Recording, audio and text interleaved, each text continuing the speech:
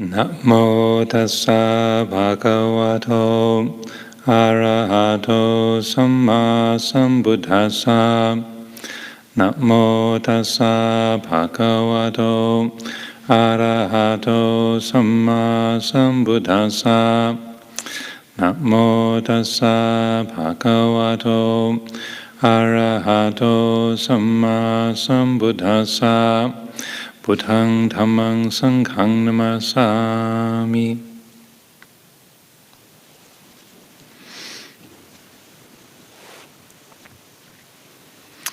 I'd like to begin by expressing how delighted I am after 3 months of not having gatherings together here in the temple, having this occasion of Luang Por Chah's birth anniversary. To come together. The epidemic has sort of waned to the degree where we felt it was safe enough to gather at least for one evening to consider the viral load and to make a special occasion for today. So I'm delighted that this has come together, just all being together in the temple and chanting with several dozen people, 50, 60 people. It's a delightful, inspiring, gladdening feeling once again. So I'm very, very happy to have this occasion. Also particularly to reflect upon the life, the teachings, the example of Venerable Ajahn Chah, our teacher, and to take this occasion of his birth anniversary to look at his legacy, what in a way has brought us here through his life, his practice, his teaching, and the influence that had upon Luang Por Sumedho and so many other people over the years, and Luang Por Sumedho establishing this monastery more than 35 years ago, and that's literally why we are here. You know, we would not be here, gathered together, this particular group of people in this spot, were it not for Luang Por Chah's life and his teaching and his example, his influence on the world.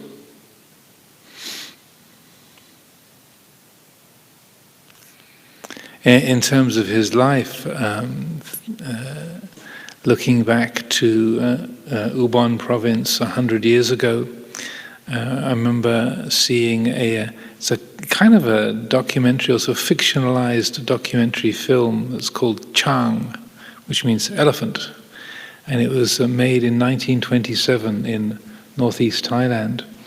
And it's a snapshot, it's like a little film, but it gives you a snapshot into life in the Isan in northeast Thailand in those days. And quite remarkable, the kind of family life, the world that Luang Por Chah was born into. He was one of, I believe, 9 children in a family in Bangor, a small village in the province of Ubon. In those days, the Isan, the northeast of Thailand, it considered itself in a way more part of Laos than Thailand. Legally it was part of Thailand, but the culture and the language was far more Laotian. And also in those days it was before the railway line had been built between central Thailand, Bangkok, and the northeast. So it really was a different world. And the idea of electricity or running water was, there probably weren't even words for it in the local dialects. It was something that you might have heard of in a story or a rumor, but there was the life in the village itself was very much subsistence farming, and also everyone helping each other. Life was tough. The cold seasons are cold, the hot seasons are very hot, the rainy season very, very wet, very rainy, and they often say that it's one of the reasons why such a spirit of camaraderie, of cooperation exists in the Northeast Thai culture, is that you have to help each other out, otherwise you don't survive. And so that kind of cooperation and that spirit of working together, that came through, not just from Ajahn Chah's conditioning as a child, but also it became a style of practice, a very informing influence in the way that he established his monasteries and the way we like to run Amaravati down to today.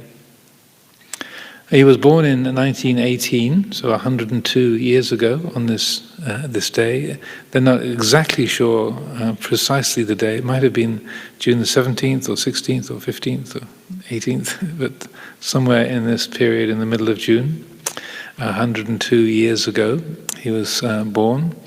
And the stories of his life, as probably many of you are familiar, was that even as a small child, he was a natural leader, and that the people who grew up with him, even his fellow brothers and sisters, made the comments that games were always much better when Chah was around. If he was part of it, then it was somehow it would always be more fun, and he would often be the leader or the instigator or the person kind of motivating the particular games or activities that people were engaged in as a group of children. The story goes that at the age of 9, he asked if he could go and live in the monastery. He had his own motivation to go and to be what they call a dekwat, or a child of the monastery. And often it's the parents who would send a boy off into the monastery, particularly if he's very difficult or boisterous or challenging or mischievous, badly behaved. They would sort of send him off to the monastery to get straightened out a bit. And so it's usually the parents that would be encouraging a child to go into the monastery for some time, but very unusually it was his own motivation, his own interest that took him into the monastery at the age of 9. And so he lived in the monastery as a dekwat, so he'd just be living on the 8 precepts initially, and then after a time he took the novice precepts to become a samanera, and then stayed in the monastery throughout most of his teens. When he was 16, then again, as the biography recounts, he was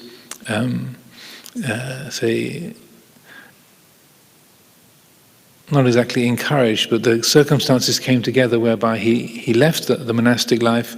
And interestingly enough, it was because his Ajahn, or the monk who was his teacher at the monastery, was keen on his elder sister, and so that this monk would go and visit the Chuangchot family, and the young novice Chah, or Nan which means bullfrog, would go along to accompany the Ajahn, and he thought he was just being taken along because it was his family they were visiting, but he didn't at that tender age. He didn't notice the chemistry between his Ajahn and his elder sister. But after a certain amount of time, then the Ajahn announced that he was going to be leaving the robes and was proposing to Ajahn Chah's elder sister, and so that surprise in his life then led him out of the robes. And so from 16 to 20, then he went back to lay life and was helping out with the farming the land. And but then when he was 20, being very dissatisfied with family life and the round of simply attending the crops and just seeing the limitations of worldly goals that were ahead of him, even though he was very competent, he was very much at ease with people and very at home in the village, there was a dissatisfaction there. And so he asked to go back into the monastery. And again, particularly because of circumstances in terms of relationships, he had a young woman in the village that he and she were very keen on each other, and so it was thought that maybe one day they would be able to get married. But then, because of the circumstances of the village and her life, then she ended up being betrothed to his best friend. And as Ajahn Jayasaro recounts very, very poignantly in the biography of Luang Por Chah, Stillness Flowing, his best friend Put had to say to him one day, Chah, I'm taking the girl. That's the way it's been arranged. Our parents have set it up, and I think she was like a cousin or a relative of his, so that by the two of them, Jai and Put, being betrothed to each other, being engaged to each other, then the family wouldn't have to pay a dowry. There wouldn't be any expense. So that was a real heartbreaker for the young Chah in the village. His best friend and his beloved getting married to each other. So that propelled him back into the monastery. The dukkha of the world being extremely visible, tangible, and felt. So there was a combination, and he would talk quite freely about these kind of circumstances in his Dhamma talks, and how it wasn't sort of any kind of high-minded aspiration to realize nibbana, or he didn't have much of a kind of spiritual motivation based around meditation at that time. It was just really the dukkha of the world. Like it was dukkha, idang dukkha. This is dukkha. The unsatisfactoriness of the world was the empowering or propelling force that took him into the monastery. But then, as he went back in again on his own motivation, then the presence of the teachings and the power of the practice, even though he wasn't doing very much meditation at all, the teachings really sank in a great deal and were very meaningful to him. And even though many of the other young people of his age coming into the monastery for a period of time just stayed for a rains retreat or a year and then went back to family life, when all his friends were disrobing, he had this feeling, well, why are they doing that? Or what's really there on the outside? I'm much more interested to stay in the monastery. So he stayed with it. And then again, it was the painful experience of his father's death that then sort of triggered the next phase of his life, so that he is living in the village monastery. He had already been a monk for 6 or 7 years. He was quite well experienced. He had the responsibility for training the younger, say, novices and people who were coming to the monastery to learn, to study. And then his father became seriously ill, and in that death process of his father, who he was very close to, his sense of having no spiritual resources, no spiritual foundation, was very powerful to him. He had no place to put that dukkha. It was incredibly heartbreaking, painful to see his father fading and dying before him, and there's nothing he could do, and nothing he could do with his mind to work with that. And so that really brought the kind of contrast home to him of like, well, I'm living as a Buddhist monk, I'm explaining these teachings, I'm talking about meditation, I'm talking about understanding suffering, but I don't understand it at all, and I don't know how to meditate at all. And really, I'm talking about all of this. It's like working in a kitchen, and you're preparing food, you're working with food all the time, but you never eat. You're living around all this food, and you're never being nourished by it. So that with his father's death, and then also his father's deathbed request to him to never leave the robes, then that propelled him out into the bigger world, the broader world, and to seek meditation guidance. So at about 7 rains, he left his village monastery and then started to wander. And he met various teachers like Luang Por Kinari, Luang Por Tongrat, and became a forest monk and started to learn meditation. And then again, his spiritual life took on a whole extra layer, a whole different dimension of value. And his sincerity and his commitment, his energy in the practice was extremely powerful, extremely strong, and that he was very, very dedicated. So eventually he met Luang Man, Venerable Ajahn Man, shortly before Ajahn Man passed away, and spent just a very short time in his monastery. Ajahn Man was from the Dhammayut Nikaya, or the Dhammayut lineage. Luang Chah was from the Mahanikaya, two separate lineages. And so that the experience of being with Venerable Ajahn Man as a great meditation master, an enlightened being, and a very, gifted expounder of the Dhamma had an enormously powerful effect upon Luang Chah. And he asked Venerable Ajahn Man, should I change from being a Mahanikaya monk to being a Dhammayut monk? Should I sort of disrobe and reordain to be with you? And then famously, at least within our community, Venerable Ajahn Man said, no, you don't need to change. They need good monks in the Mahanikaya also.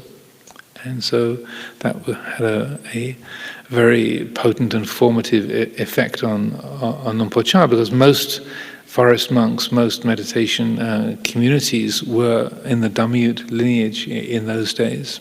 And more of the village monasteries, town monasteries were mostly Mahanikaya.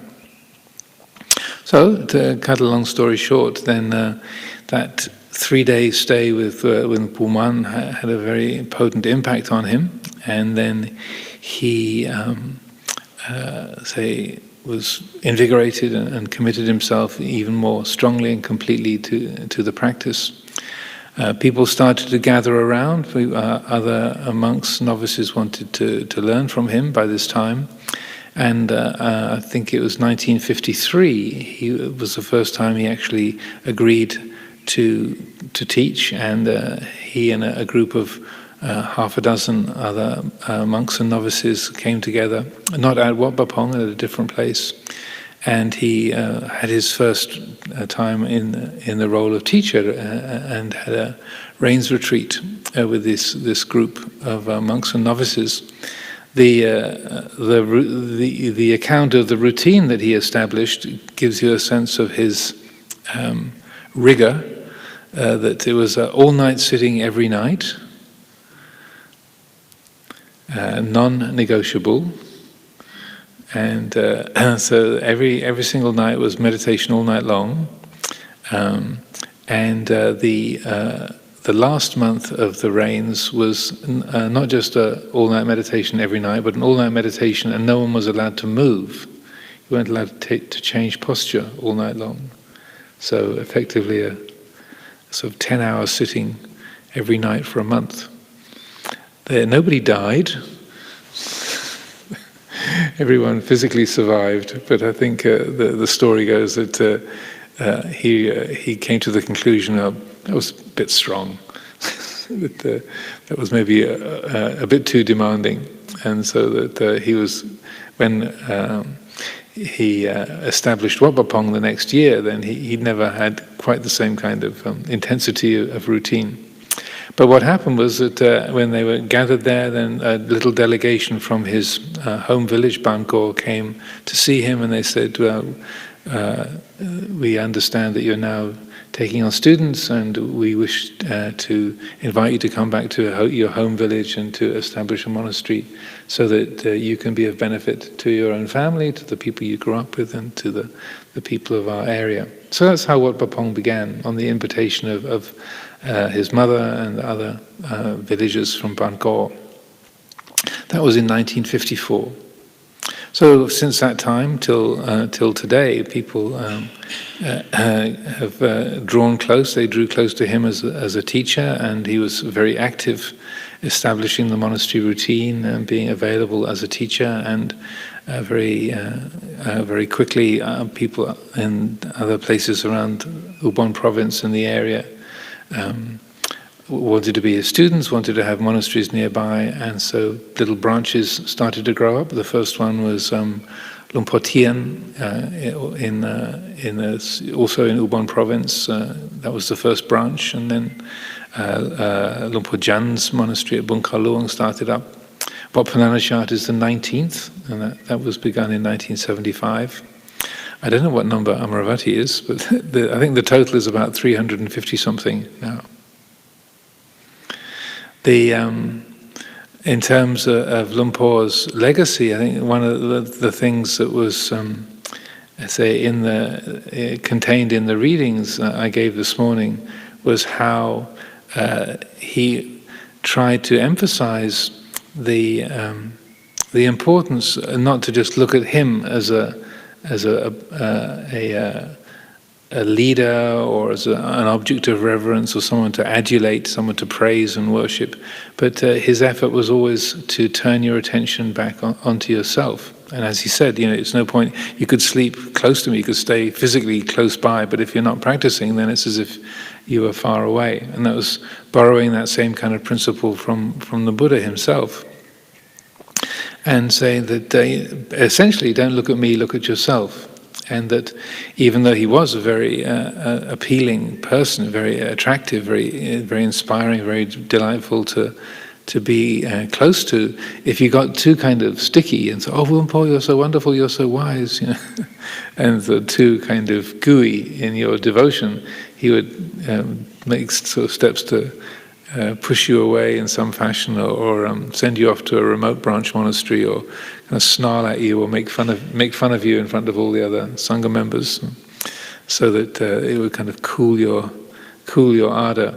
And I feel that's an extremely helpful, beneficial quality, because the eye that Luang Por had for what's important in monastic life is always on what actually benefits each individual. He's not trying to have people just behave according to a particular pattern, not just trying to replicate his own style, sort of to be a good Ajahn Chah team monastic, but rather to help each person to look more completely and directly at their own life, their own mind, and to get to know their own nature. And that he saw that as a teacher he could be a catalyst, he could help people to do that, but really the thing that made the difference was the degree to which each individual was able to know their own mind and to liberate their own mind, their own heart. And that's the thing that made the difference. So that if drawing close to him, or hearing his teachings, or being able to be nearby, if that helped, then he would support that. But if it was someone was too attached, or was say just trying to replicate the style that Luang Por Chah had, even the kind of the way he would walk, sometimes people would just sort of copy his walk, or copy the kind of particular behaviors, or the way he would kind of rub his teeth with the finger sometimes, to his false teeth. That people would just sort of copy his behaviors to be like him. He would always sort of point to that kind of copying, saying, it's based on devotion and interest and faith, but it's not just a matter of copying another person. You have to know your own heart, know your own mind, know how you tick, what makes your mind work, what affects you.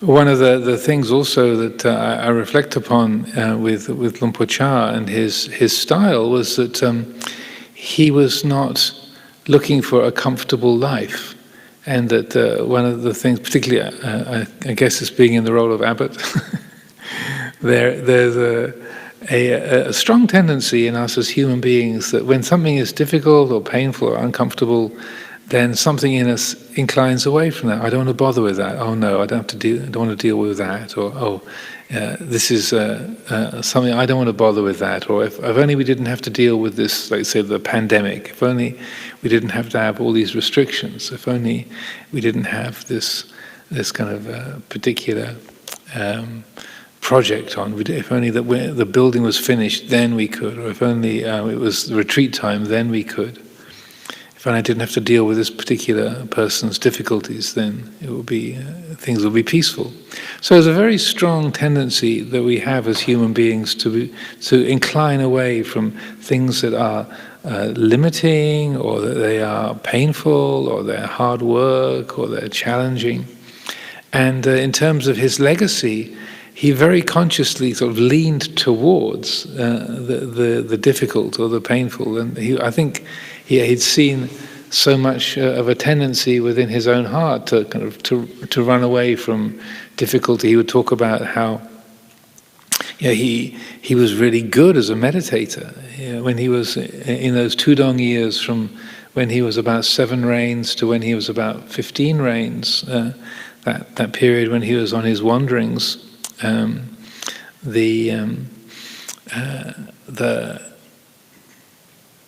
the skill that he had as a meditator was quite profound. He could absorb his mind into bright, clear states.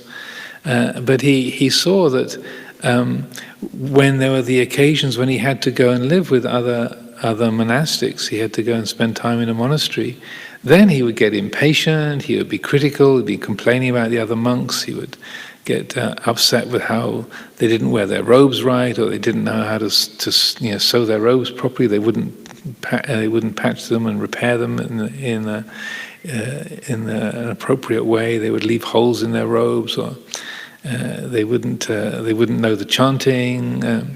And he saw, being very observant and astute, he saw it's easy for me to be by myself. I can be alone and off in the forest or off in the hills, and I can calm my mind, I can focus my mind. But where the challenges are is in dealing with other humans, other people.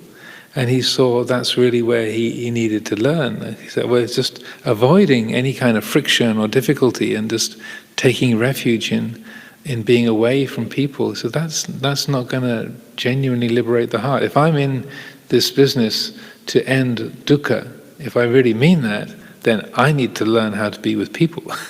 So it seems that in that period, those Tudong years, that was a deliberate, conscious choice that was made in his heart. I need to move towards that which I don't want to bother with.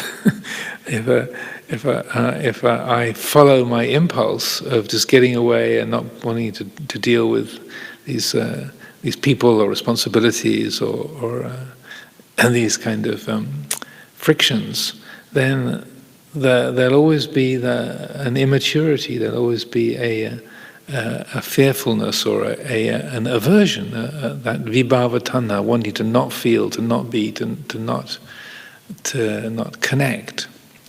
So that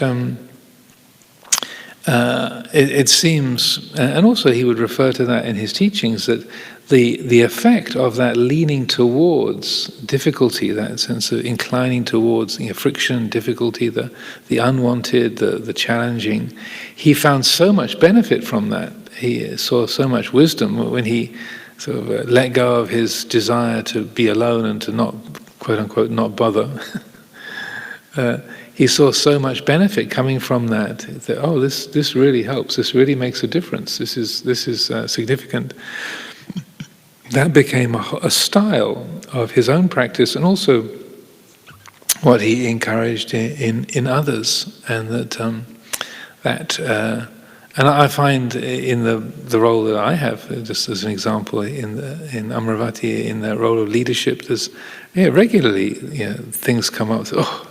Not today, or I don't want to bother with that, or when this is over, it'll be great, or if only I didn't have to bother with this, or if we could only just get that finished, then everything will be.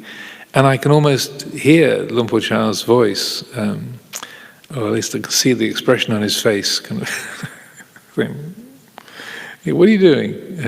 What are you thinking of? Don't run away from that, or don't push it away."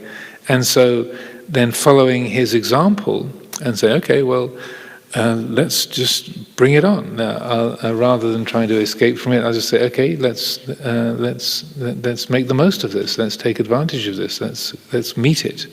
And in exactly the same way, that the effect of that readiness to meet with friction and difficulty, if it's met with, say, a deliberate intention, you're making that choice to turn towards it, and say, okay, what have we got here, and how is this working? What's the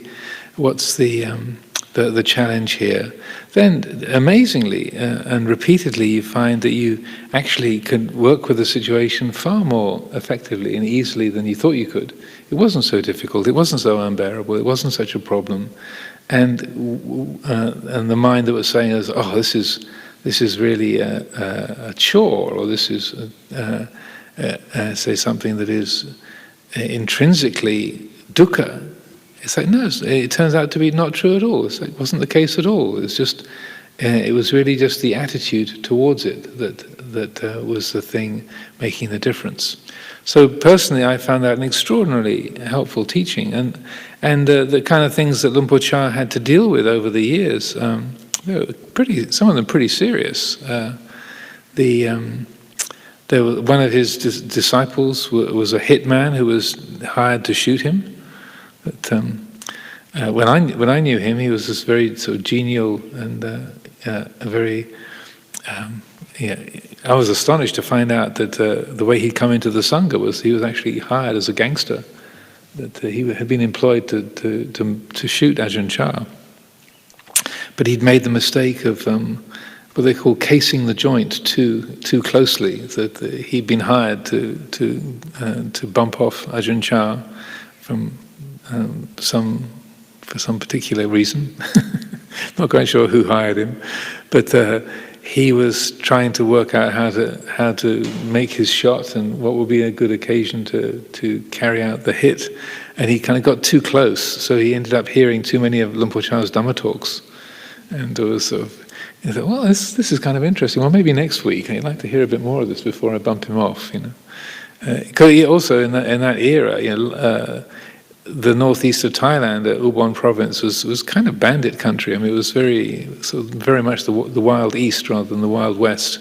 So my understanding is that to have somebody killed, it wasn't even that expensive. I think it was 300 baht to hire a hitman to bump somebody off, which in those days was a fair amount of money, but not a lot. About 40 baht to the pound. So, not a high price on a human life, and so anyway, knowing that someone has been hired to kill you, and at a certain point, this monk is known as Posui. He kind of came up to Luang Por as a layman and said, I have to make a confession, Luang Por. I've been coming to listen to your teachings because I was hired to shoot you. But I've changed my mind, and can I be your disciple instead? And so then Luang Por probably said, or words to that effect, and accepted him as a disciple, and then also had to kind of protect him because the person who'd hired him was then unhappy about the fact that the contract wasn't being carried out and such like. So I've never had to deal with anything quite like that in my role, either here at Amaravati or Abhayagiri, having a contract killer with my name on their list. Or another occasion where one of the senior monks, the head of one of the branch monasteries, was reputedly having an affair with a local woman, and there was a lot of conflict. Some people thought, no, he's innocent, other people thought he's guilty, and so it was a huge issue in the sangha, and it got came to a head, and they said the only way we can solve this is to get Luang Por to make a judgment, and so these different groups could come to lobby him and get him to come along, and then they had a big meeting at this branch monastery, and it's said that the abbot who was being accused, he had a knife in his yarm, and that it was said, I have on good assurance, that he had made the statement, if Luang Por Chah accuses me of having sex with this woman, then I'll take his life right there on the Dhamma seat. I haven't had to deal with that either. Has any of you happen to have a bread knife in your yarn when you're thinking of now's the night, tonight's the night, which I highly doubt. So he had to deal with some pretty hairy stuff over the years. So when he's talking about friction, it's not just someone using kind of impolite speech. It's a fairly deep tissue stuff that he had to handle. But it was really that kind of readiness to go and meet even really difficult, challenging situations like that I feel is it's a very helpful example for us to say, not just in terms of our relationships with each other or to conflicts in the community, but also looking at our own minds, the area of our own mind, our own life, where I don't want to go there, I don't want to look at that, or that's too difficult, I can't bear that, or that's too challenging, that's too painful, or I can't deal with that.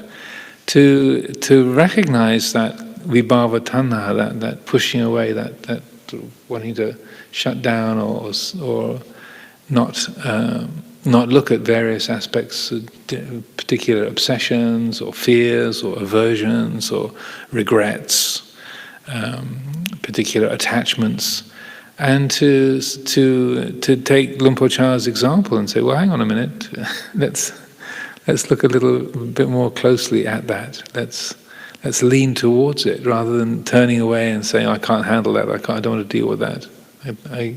That's too challenging. To take that as a signal, okay, that's the feeling, therefore turn towards it, bring the attention to that, incline towards that, say, okay, well that's interesting, that's a strong reaction, let's look at that, let's see what's going on there. And again, I found that extremely helpful in terms of an example, a standard to follow.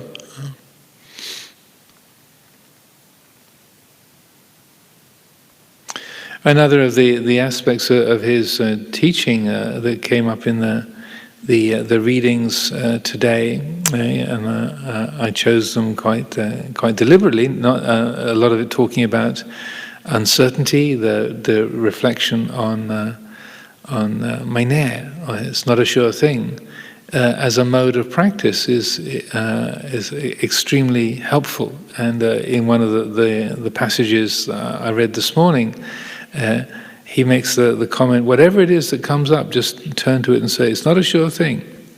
And as he says in that talk, it's a very simple reflection. It's not complicated, it's not refined, but it's extraordinarily powerful. It has a very profound effect if we remember to apply that.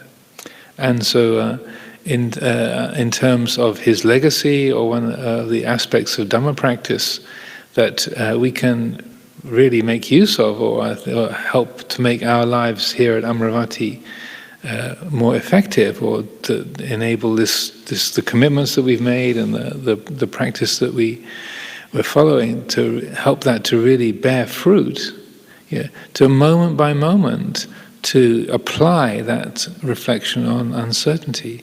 Whenever we're worried about how things are going to be in the future, is it a sure thing? When we're worried about what somebody thinks of us, is it a sure thing? When we're worried about what's going to happen to us, how it's going to be for me, am I going to be healthy, am I going to get sick, am I going to get the coronavirus, is it a sure thing? To look at our opinions, our judgments, this is really beautiful, is that a sure thing? This is awful, it's terrible, is that a sure thing? And it's one of those, it's a kind of one-size-fits-all practice, regardless of the object, whether it's in terms of your work or your relationships or your mind states, physical objects, everywhere. That one single principle applies. If you notice that sense of a thingness, the mind making a memory or an object or a mind state or a relationship or a plan, the mind tries to make it solid and fixed, And if that recollection is brought into being, is that a sure thing? Is that the whole story? Is that true? Is that a fact? Then over and over and over again, it helps to see things in their true light. We see in that moment, there is no thing there. That opinion of saying, this is beautiful. Well, it can't be an absolute thing. It's not absolutely beautiful. It's just, in this moment, there's the experience of beautiful. But that is changing. It can't sustain itself. It cannot. The calling of something a problem. This is really a problem. It really is a problem. So, no, this is the experience of problematicness arising. And in this moment, it feels like this.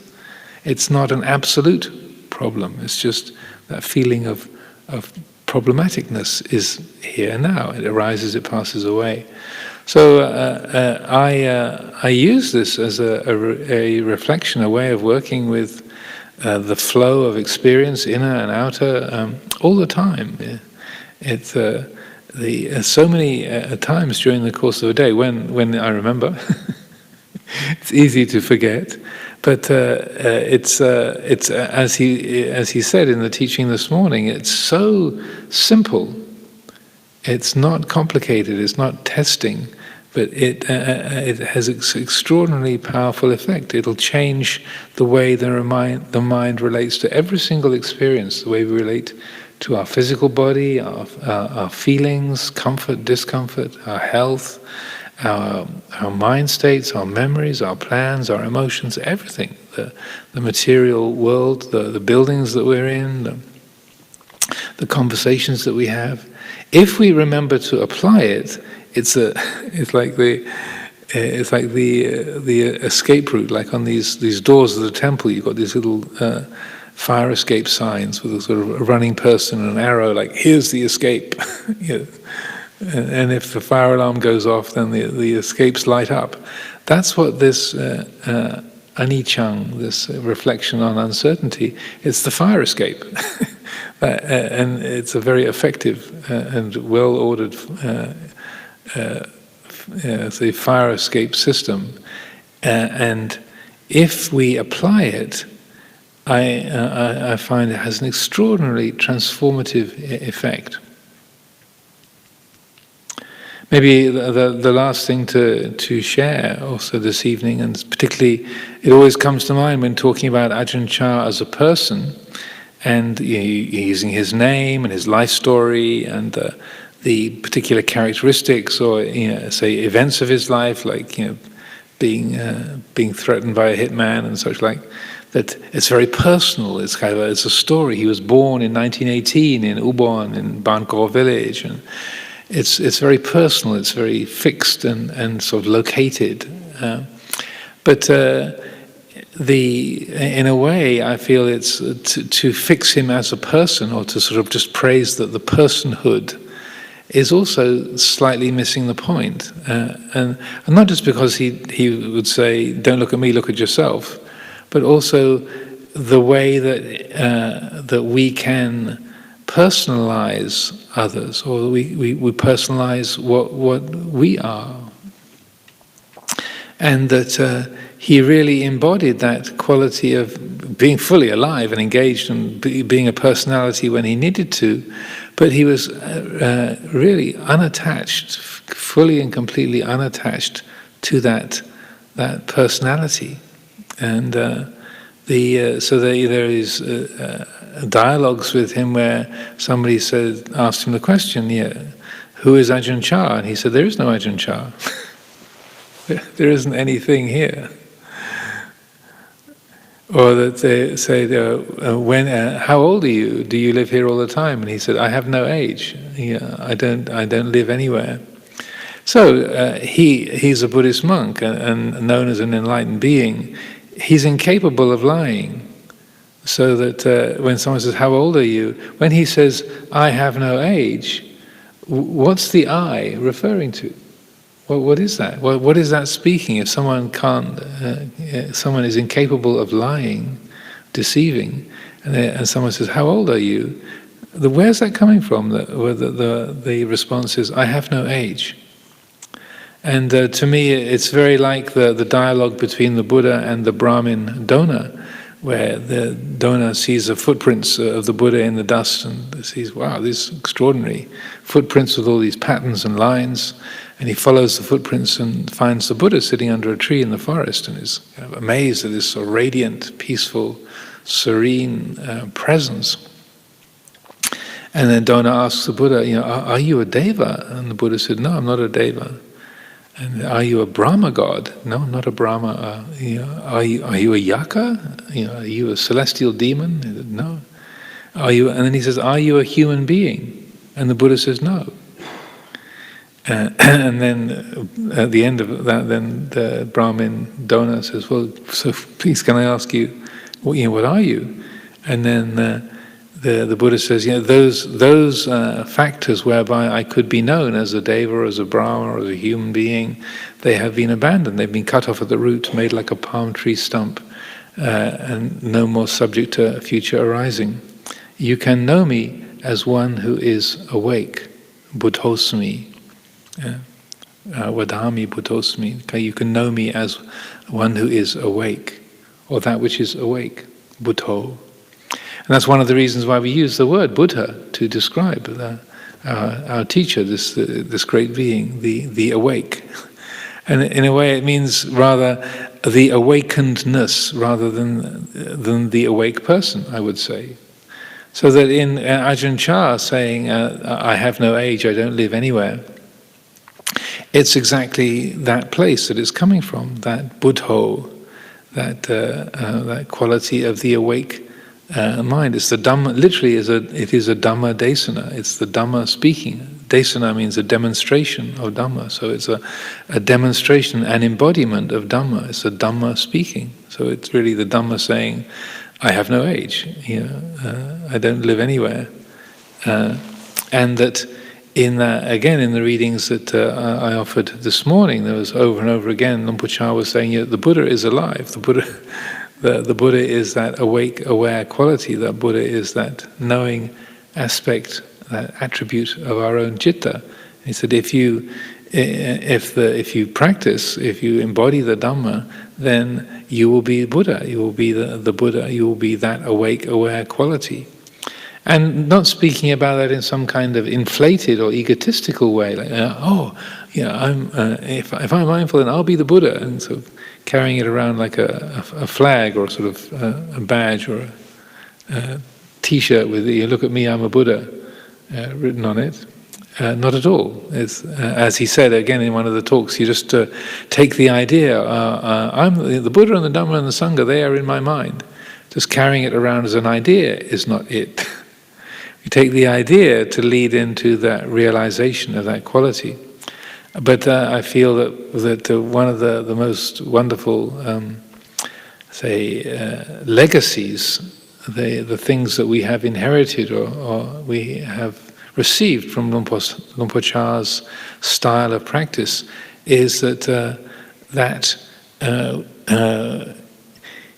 it's an encouragement to embody that same quality, to be that awake, aware quality, and that not just copying his example, but in a sense being the same body, being recognizing that same nature as an attribute of our own heart, not just sort of copying the style from the outside or carrying around an idea or being I belong to the Ajahn Chah team, like a kind of like a football team that you support, but rather in that moment where the heart genuinely embodies that awake, aware quality, when the Dhamma that we are is aware of its own nature, then in that moment, I would say that's the